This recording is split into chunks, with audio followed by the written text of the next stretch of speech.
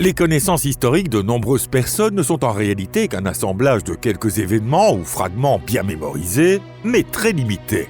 Parmi eux, l'un des événements les plus célèbres est la disparition de Pompéi. Survenue il y a environ 2000 ans, la tragédie de cette ville ensevelie sous les cendres du Vésuve est aujourd'hui largement connue à travers les ouvrages d'histoire, les manuels scolaires, les peintures, les livres et les films. Aujourd'hui, le site de cette ancienne cité romaine détruite est devenu un parc archéologique parmi les plus visités au monde. Cependant, il est apparu très récemment qu'une grande partie de ce que nous pensions savoir sur la disparition de Pompéi était fondamentalement erronée, ou du moins inexacte. Tout comme les résultats inattendus d'analyses ADN issues de recherches sur les momies de l'Égypte antique, notre compréhension de Pompéi a, elle aussi, été profondément remise en cause tout récemment. Bonjour à tous! L'un des tournants récents fut l'essor, à partir des années 2020, de méthodes combinant intelligence artificielle, imagerie numérique et robotique dans l'étude de Pompéi. Bienvenue sur Perduchan. Entrons maintenant dans cette histoire étape par étape. Commençons.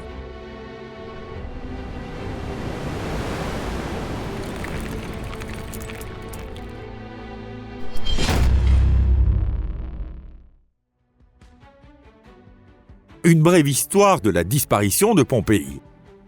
Aujourd'hui, Pompéi est devenu le symbole de la fragilité de l'humanité face aux forces de la nature.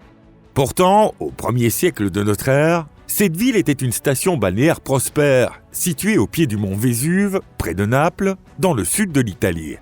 Avec une population d'environ 20 000 habitants pour l'époque, elle pouvait presque être considérée comme une grande ville, dotée de 2 théâtres, d'un amphithéâtre de gladiateurs, de plusieurs temples, de thermes, de plus de 25 tavernes et même de maisons closes appelées lupanars. Sur les pentes du Vésuve, alors considéré comme un volcan endormi, s'étendaient des vignobles, tandis que de magnifiques jardins étaient en fleurs. Rien ne semblait annoncer la terrible tragédie à venir. Certes, 17 ans avant la destruction de la ville, en l'an 62, un puissant tremblement de terre avait provoqué l'effondrement de nombreux bâtiments.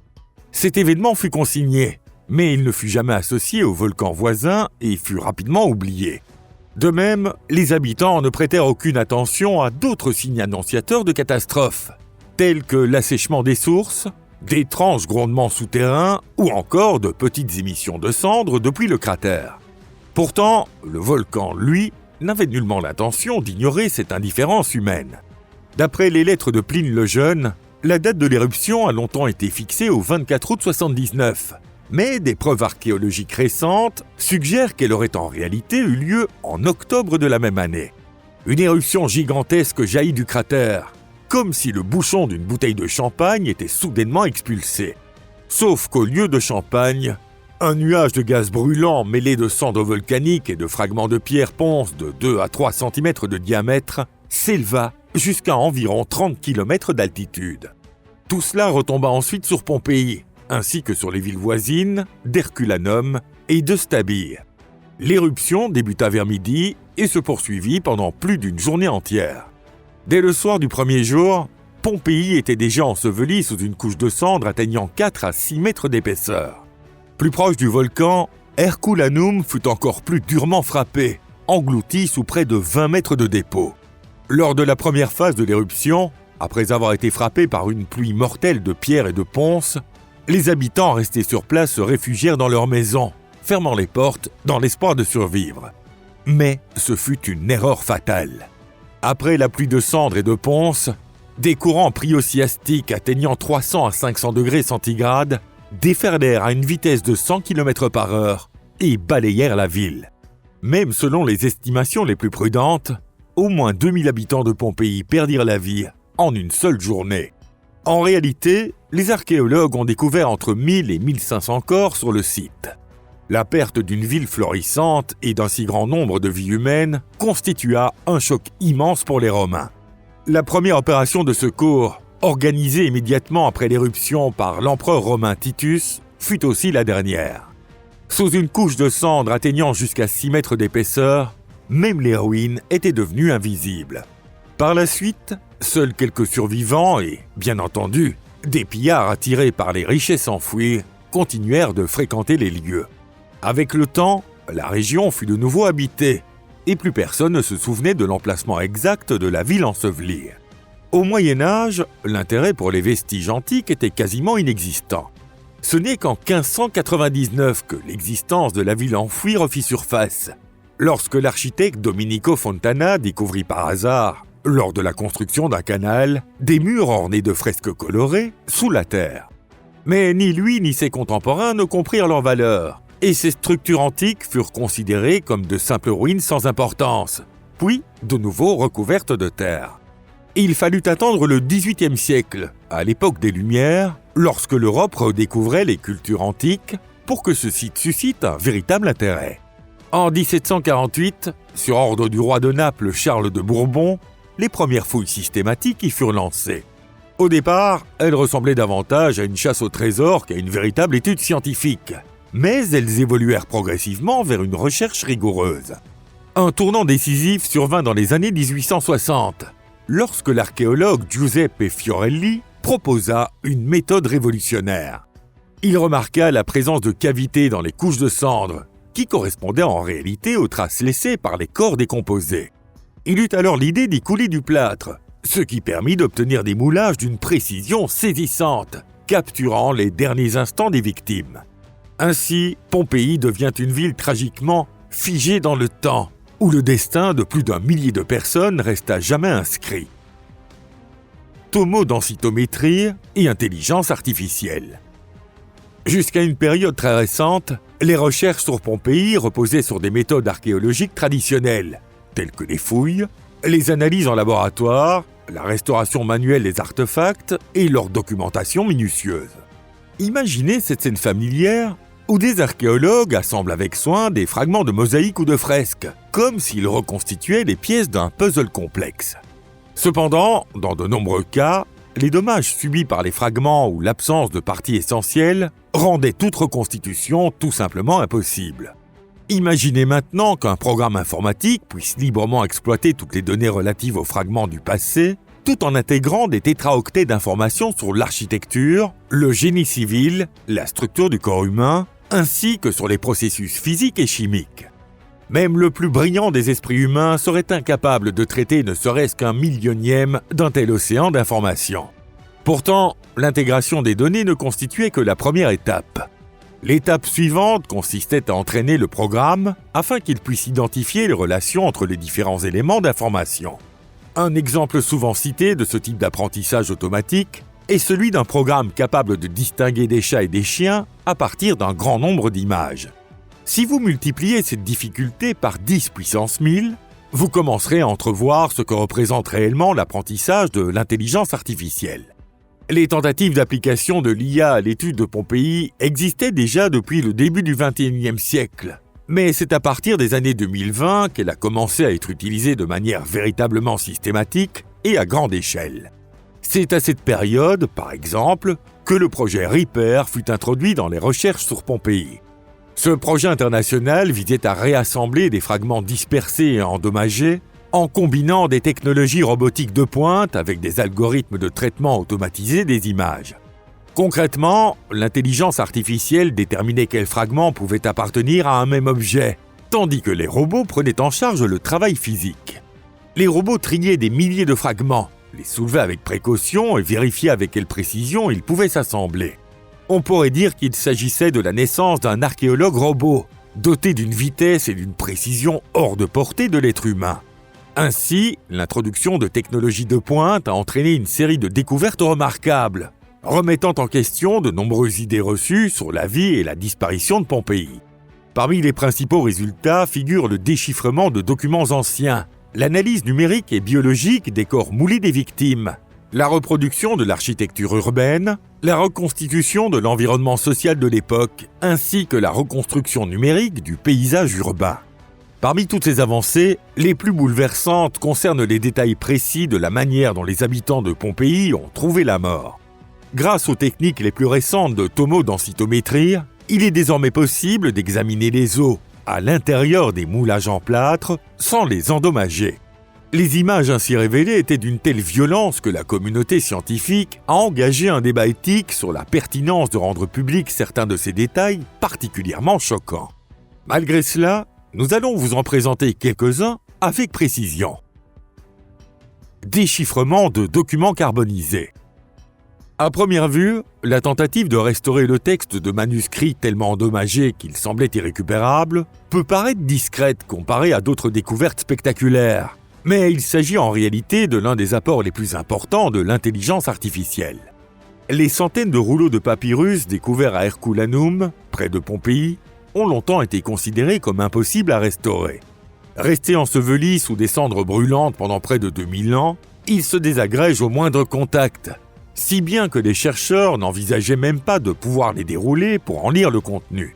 Pourtant, en combinant l'intelligence artificielle avec les technologies de tomographie les plus avancées, il est devenu possible d'observer leur contenu sans jamais les dérouler. Le processus de restauration se déroule comme suit. Tout d'abord, la tomographie et les rayons X permettent d'obtenir une image tridimensionnelle de la structure interne du papyrus. Puis les algorithmes d'intelligence artificielle prennent le relais pour l'analyse. L'IA analyse les données afin de localiser l'encre sur le papyrus et de déterminer quelle lettre elle forme. Grâce à cette approche en 2 étapes, il est désormais possible de lire des portions cohérentes de texte. Incroyable! Cette technologie révolutionnaire ouvre la voie à une compréhension bien plus approfondie de la culture de l'époque, de la pensée des Romains antiques, de leur mode de vie et même de leur organisation sociale. Des dents étonnamment saines. Pourtant, contrairement aux archéologues qui étudient les phénomènes de manière systématique, ce qui attire le plus l'attention du grand public reste, sans surprise, les découvertes les plus marquantes et sensationnelles. Et celle qui a véritablement fait sensation, ce fut l'état étonnamment bon des dents des habitants de Pompéi. Lorsque les chercheurs ont examiné pour la première fois les résultats de l'analyse dentaire d'un individu, ils n'en ont pas cru leurs yeux. Ces dents étaient dans un état si parfait qu'on aurait dit une publicité moderne pour du dentifrice. En analysant d'autres corps, ils ont constaté que la plupart présentaient des dents tout aussi saines. Nous avions toujours imaginé que, si les Romains de l'Antiquité étaient peut-être physiquement plus robustes que nous, leurs dents devaient être en mauvais état, au point de critiquer les films célèbres où les gladiateurs affichent des sourires hollywoodiens, jugés historiquement inexacts. Cependant, cette découverte sensationnelle s'est révélée quelque peu exagérée, car un examen plus approfondi des dents des habitants de Pompéi a donné une image moins idyllique que celle perçue au départ. De nombreux habitants présentaient des abcès, des inflammations des gencives, ainsi que des traces d'extraction dentaire pratiquées à l'âge mûr. Malgré cela, il reste indéniable que la fréquence des caries était nettement plus faible que chez les populations modernes. Il a été établi que 2 facteurs principaux influençaient la qualité des dents, l'environnement et l'alimentation. Tout d'abord, l'eau des environs du Vésuve contenait une quantité relativement élevée de fluorure. Sans être nocive pour la santé, cette teneur légèrement élevée en fluor aurait contribué à en renforcer l'émail des dents. Ensuite, les habitants de Pompéi consommaient très peu de sucre, principal facteur de formation des caries. En réalité, le sucre était très peu consommé en Europe au 1er siècle. De plus, les habitants de Pompéi suivaient un régime alimentaire de type méditerranéen, riche en poissons et en légumes frais. Leur alimentation principale se composait de céréales, de légumineuses, de légumes, d'huile d'olive et de poissons. Ce type de régime permettait de garder des dents solides, tout en préservant la santé globale de l'organisme. L'étreinte dite de la mère et de la fille.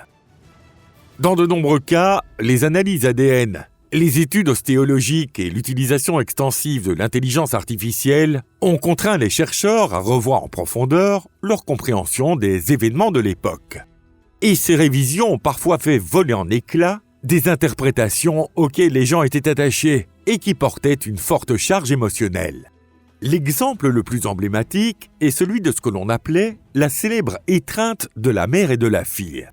Vous vous souvenez sans doute de ces 2 silhouettes allongées, comme enlacées, parmi les figures humaines figées à jamais dans les cendres du Vésuve, l'une des images les plus connues.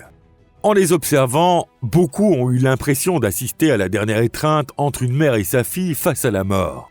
Cependant, les analyses récentes ont profondément bouleversé cette image tragique ainsi que son interprétation.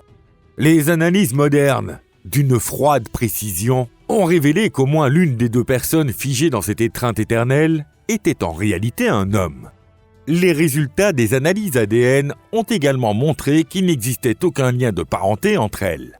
Désormais, il ne reste plus qu'à imaginer la nature de leur relation de leur vivant. Étaient-ils amis, amants ou simplement des connaissances réunies là par hasard? Par ailleurs, les résultats des analyses concernant la célèbre figure autrefois interprétée comme une femme enceinte, semblant protéger son enfant à naître jusqu'au moment de mourir, ont également déçu certains chercheurs. Cette silhouette figée s'est révélée être très probablement celle d'un homme adulte, recroquevillé au moment de sa mort comme pour se protéger de la violence imminente de la catastrophe naturelle. Ainsi, une autre histoire émouvante, profondément ancrée dans l'esprit de nombreuses personnes, s'est retrouvée brisée. À vrai dire, comparer la valeur des vies humaines est en soi une démarche à la fois illogique et cruelle, mais nous n'entrerons pas ici dans ce débat. Ironiquement, cette découverte pourrait, à première vue, sembler porteuse d'une certaine forme d'espoir. Car si cette femme enceinte n'existait pas, alors cette mort tragique n'a, en quelque sorte, jamais eu lieu. Pourtant, au lieu d'éprouver du soulagement, beaucoup ont ressenti une forme de déception face à cette révélation. Ce qui comptait davantage pour eux, c'était l'image qu'ils avaient projetée sur ces figures, ainsi que la possibilité d'y trouver une raison de ressentir douleur et regret. C'est peut-être ça, les êtres humains. Quelle a été la cause de la mort des habitants de Pompéi? Les méthodes de recherche les plus récentes, incluant la tomodensitométrie et l'analyse de données par intelligence artificielle, ont également permis d'apporter une réponse à cette question cruciale. Pendant longtemps, l'hypothèse dominante était que la plupart des habitants de Pompéi étaient morts par asphyxie. Bien sûr, on pensait que certaines personnes avaient péri dans les rues, frappées par la pluie de pierres et de ponces. Mais on considérait que la majorité s'était réfugiée à l'intérieur des bâtiments avant de mourir étouffés sous plusieurs mètres de cendres. Cependant, les recherches récentes montrent que la réalité était bien plus terrifiante. La température des courants pyroclastiques et les gaz qui les accompagnaient atteignaient entre 300 et 500 degrés. Ces gaz brûlants s'infiltraient dans le moindre interstice des bâtiments. Même en fermant les portes, il était impossible d'y échapper. La cause de la mort n'était donc pas une asphyxie progressive, comme on le pensait auparavant, mais un choc thermique et la destruction instantanée du système respiratoire dû au gaz à très haute température. Cela permet également d'expliquer les postures caractéristiques observées sur les corps, qui peuvent parfois sembler étranges, voire lourdes de sens. Par exemple, il existe un célèbre moulage en plâtre généralement surnommé « l'homme qui se masturbe ». Selon une interprétation largement répandue, il aurait assisté à l'effondrement du monde dans les flammes et les cendres et aurait décidé de prendre son pied une dernière fois avant de disparaître. Cependant, les recherches indiquent que cette posture est en réalité due à un phénomène appelé « posture du boxeur », qui survient lors d'une exposition à une chaleur extrême. Les muscles se contractent brutalement, les membres se replient et les mains se crispent en forme de poing. Autrement dit, la position des mains dans ce cas résulte d'une réaction physiologique et non d'un acte intentionnel. De plus, de nombreux individus présentent des traumatismes crâniens ainsi que des fractures des membres. Les fractures des bras sont particulièrement fréquentes. Il semble que les habitants aient instinctivement levé les bras devant eux pour se protéger de la chaleur, ainsi que des débris de murs et de toits qui s'effondraient. En effet, il a été confirmé que de nombreux toits à Pompéi se sont effondrés sous le poids des matériaux éruptifs. Par ailleurs, de nouvelles données ont également conduit à revoir l'interprétation des traces de chaleur observées sur certains crânes. Autrefois attribuées à des incendies, elles se sont révélées être le résultat de phénomènes bien plus terrifiants. Selon les recherches les plus récentes, le noircissement caractéristique des crânes serait dû à un choc thermique, provoqué par la vaporisation explosive des tissus à l'intérieur du cerveau. À noter que des débats similaires concernant les effets des températures extrêmes ont également eu lieu dans les études des restes humains de la ville voisine d'Herculanum. La question de la mort des habitants de Pompéi est aussi étroitement liée à l'effondrement d'une autre idée reçue. Et il s'agit de la croyance selon laquelle les principales victimes étaient ceux qui n'avaient pas réussi à fuir à temps, à savoir les personnes âgées, les esclaves et les malades. Pourtant, l'analyse numérique des ossements a révélé que cette vision était incorrecte. Les données actuelles montrent que la tranche d'âge la plus représentée parmi les victimes se situe entre 20 et 40 ans. On compte également de nombreux adolescents, tandis que les enfants représentent environ 15 à 20% des victimes. En revanche, la proportion de personnes âgées s'avère relativement faible. Ainsi, l'image globale de la catastrophe se trouve profondément transformée. Une explication possible à la faible présence de personnes âgées est qu'elles auraient été plus prudentes, capables de reconnaître les signes inquiétants, et qu'elles auraient évacué avant l'éruption sans se fier uniquement à leur chance ou à leur force. Dans ce cas, pourquoi n'auraient-elles pas emmené les autres avec elles? N'ont-elles pas réussi à les convaincre? Cela dit, une autre explication, plus réaliste, existe également. Il est possible que Pompéi comptait déjà peu de personnes âgées, la majorité de la population étant composée d'individus âgés de 20 à 40 ans. Dans l'Antiquité, la proportion de personnes âgées était bien plus faible qu'aujourd'hui, et beaucoup n'atteignaient pas un âge avancé. De plus, la catastrophe s'est produite soudainement et dans la confusion, sans laisser le temps d'organiser une évacuation. Mais si vous pensez que tout a désormais été élucidé au sujet de cet événement terrifiant, vous vous trompez. Pompéi n'a pas encore livré tous ses secrets, et grâce aux nouvelles technologies, même cette catastrophe que l'on croyait bien connue continue de révéler de nouveaux faits. Si cette vidéo vous a plu, n'hésitez pas à laisser un like et à la partager avec vos amis. Merci d'avoir regardé cette vidéo. À très bientôt. Au revoir.